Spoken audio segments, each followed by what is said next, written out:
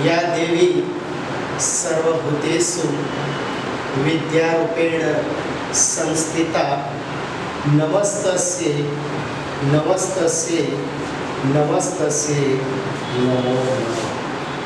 विद्यानी देवी मां सरदाना चरणों प्रार्थना करी આપણે આ એક નવા પ્રકરણની શરૂઆત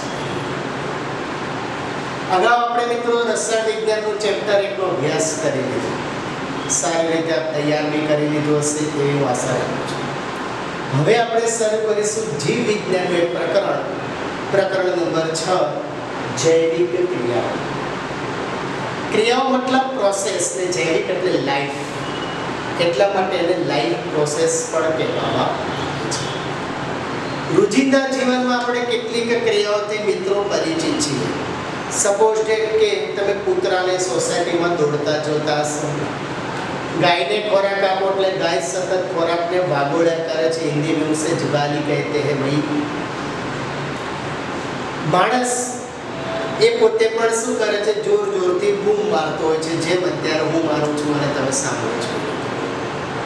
આ બધી વસ્તુ એવું કંઈક કહેવા માંગે છે કે આ બધા સજીવો છે। ચલો બરોબર છે, સજીવો છે ડન, પણ જો આ બધા સૂતા હોય તો એને સજીવો કહી શકીએ ખરા? તો કે હા। તો આપણે કઈ રીતે માનશું કે એ બધા સજીવો છે? તો સ્વાભાવિક છે કે એ બધા શું કરે છે, જાગતા હોય કે સૂતા હોય, શ્વાસ લે છે, રેસ્પિરેશન, શ્વાસ લે છે। એના ઉપરથી આપણને ખબર પડે છે કે આ બધા સજીવો છે, એના ઉપરથી આપણે એને ઓળખી શકીએ છીએ। તો વનસ્પતિને તો આપણે શ્વાસ લેતા જોતા નથી, એ પોતે તો હલનચલન કરતી નથી, તો પછી એને સજીવ કહેવું કે કેમ? તો એના માટે આપણે કેટલીક અન્ય બાબતો જોવી પડશે। જેમ કે વનસ્પતિના કેટલાક ભાગ આપણને લીલા રંગના દેખાય છે, જેને આપણે પર્ણ કહીએ છીએ। એ તો હવે આપણે પ્રયોગો દ્વારા સાબિત કર્યું કે પર્ણ એ સૂર્યપ્રકાશની હાજરીમાં શ્વસન તો પોતે કરે જ છે, એટલા માટે એ સજીવ છે। તો આવા બધા જે પુરાવા છે એ પુરાવાને આધારે આપણે કહી શકીએ છીએ કે આ બધા સજીવો છે।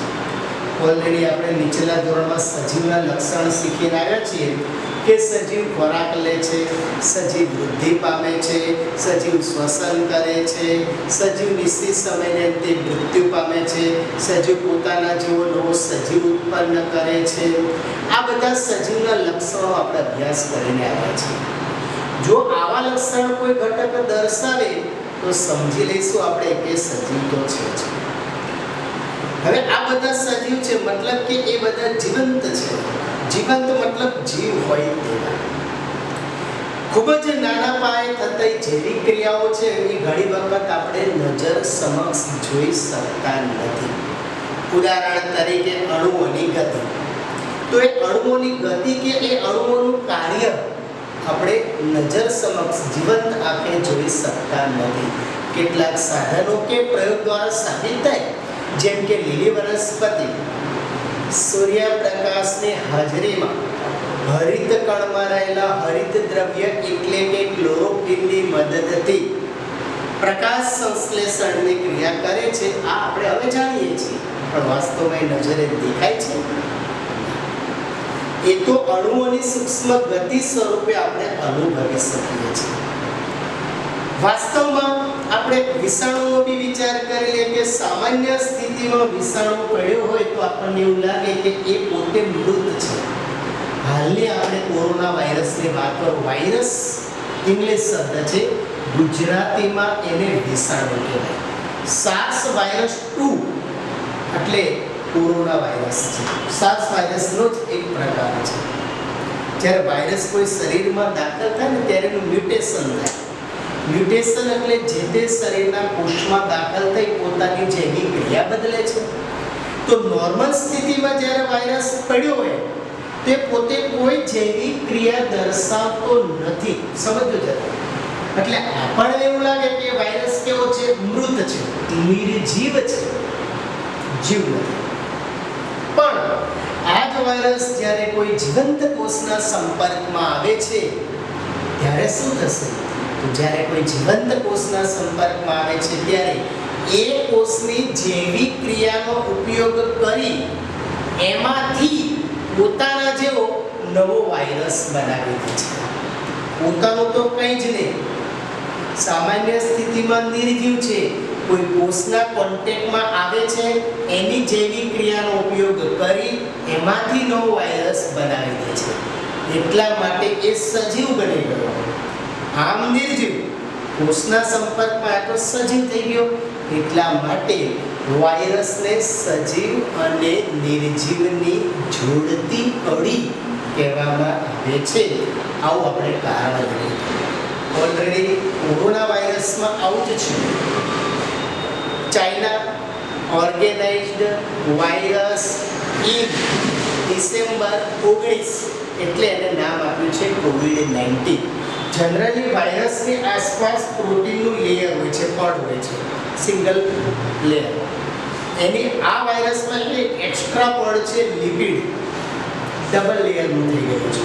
એની મજબૂતાઈ વધી જાય એટલે એ લાંબા સમય સુધી જીવંત રહી શકે છે.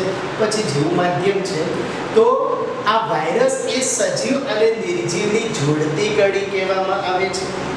તો સ્વાભાવિક છે કે જીવન માટે આ બધી આણ્વિક ક્રિયાઓ કે અણુઓની ગતિ જરૂરી છે. તો કે હા, એ જરૂરી છે. અગાઉના ધોરણમાં આપણે શીખી ગયા કે સજીવની સંરચના છે ને એ સુયોજિત છે. જેમ કે દરેક સજીવ કોષોનો બનેલો છે. આપણે એવું શીખી ગયા કે કોષો ભેગા મળી પેશી બનાવે, પેશી ભેગી મળી અંગો બનાવે, અંગો ભેગા મળી અંગતંત્ર બનાવે અને અંગતંત્ર ભેગા મળી સજીવ શરીરનું નિર્માણ કરે. આ સજીવની એક અગત્યની લાક્ષણિકતા છે. સુગઠિત સજીવોનું નિર્માણ થતું જોવા મળે છે.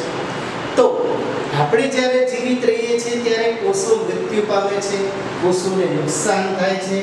આ બધા માટે નવા કોષોની ઉત્પત્તિ માટે, કોષોના રક્ષણ માટે આપણા શરીરમાં કેટલીક જૈવિક ક્રિયાઓ થવી જરૂરી છે, જેના વિશે આપણે પ્રસ્તુત પ્રકરણમાં અભ્યાસ કરવાનો આવે છે.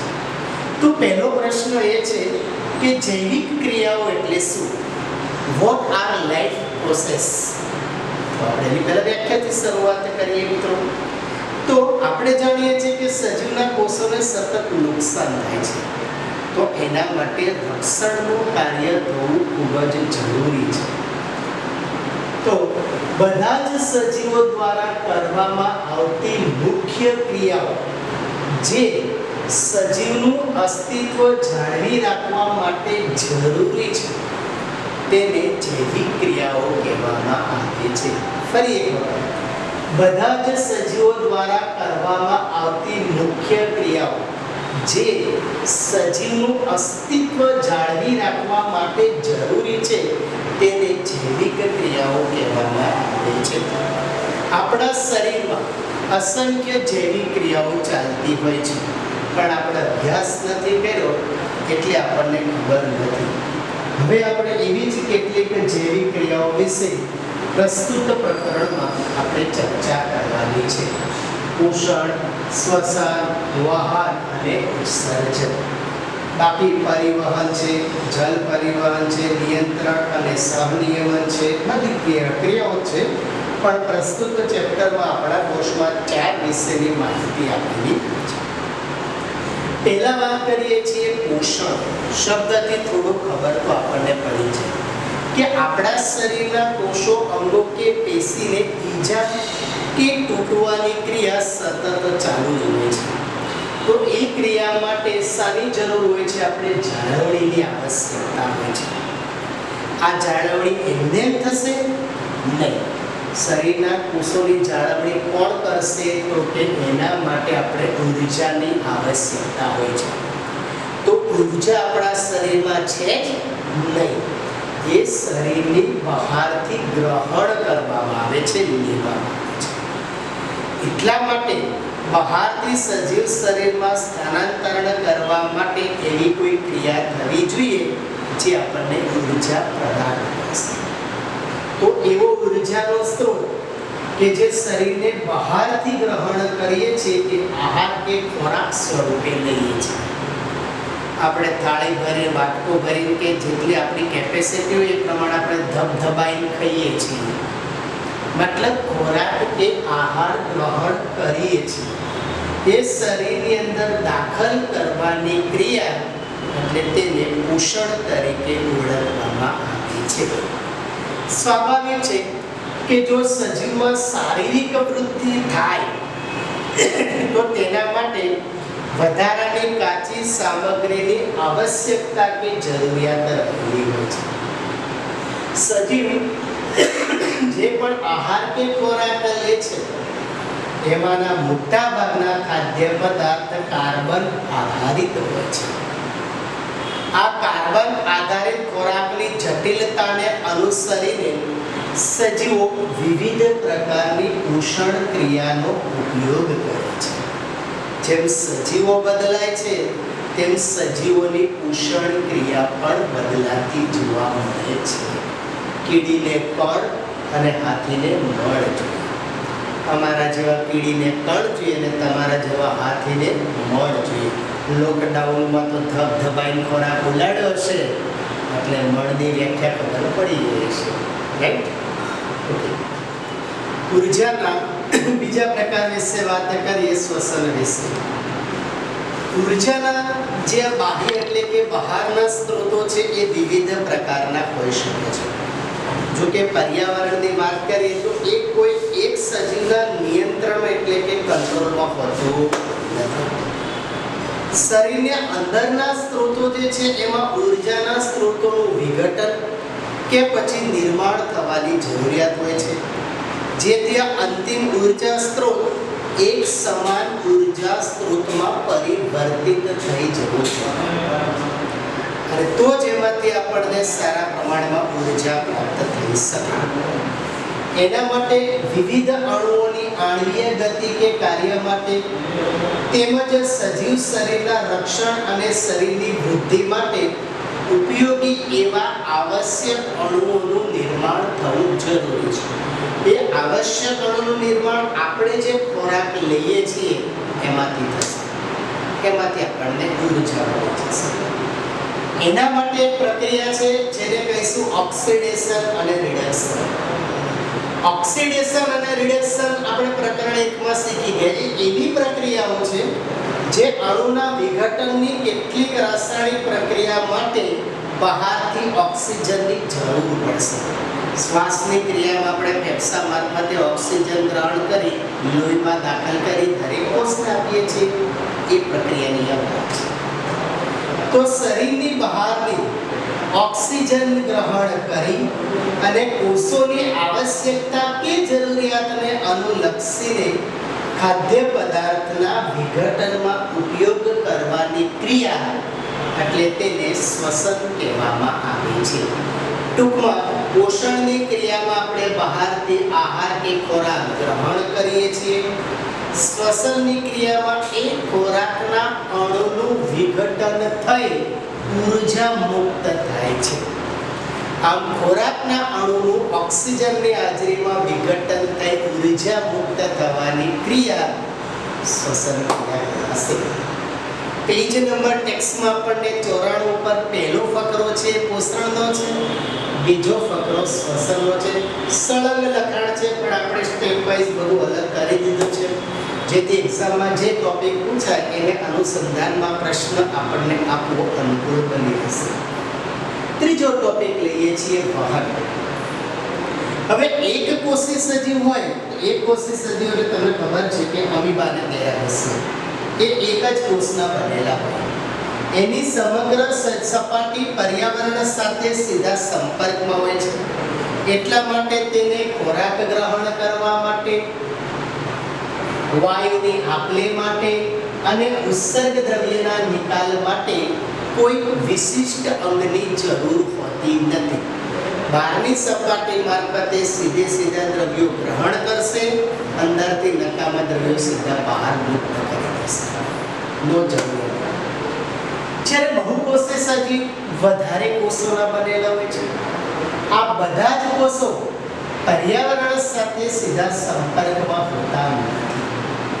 એટલા માટે બધા જ કોષો સુધી ખોરાક, અને ઓક્સિજનને લઈ જવા માટે, તેમજ કોષોમાં જે એકત્ર થયેલા ઉત્સર્ગ દ્રવ્યો છે, ઉત્સર્ગ દ્રવ્યો એટલે કોષોની જૈવિક ક્રિયા દરમિયાન બનેલા નકામા પદાર્થો, એ ઉત્સર્ગ દ્રવ્યો છે.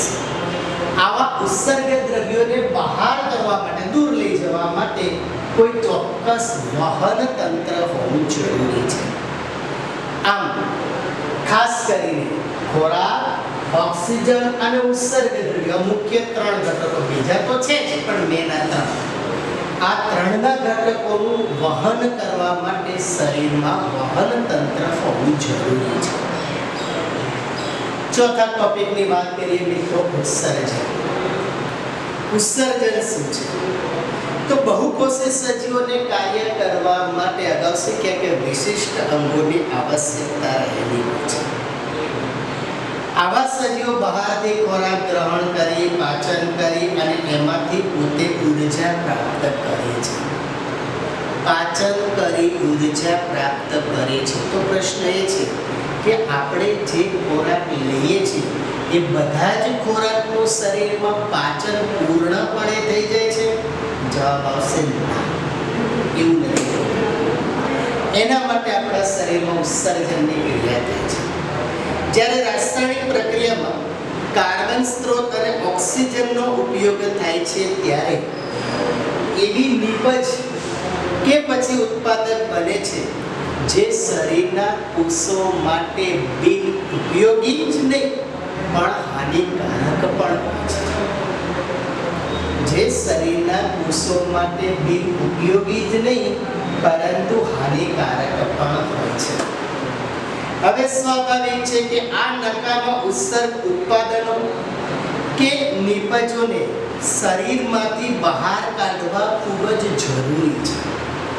જો આવા નકામા પદાર્થો શરીરમાં જમા થાય તો એ નકામા પદાર્થોને કારણે શરીરની જૈવિક ક્રિયાઓમાં ડિસ્ટર્બન્સ પેદા થાય, કોષો મરવા માંડે, સજીવનું અસ્તિત્વ જોખમમાં મુકાશે.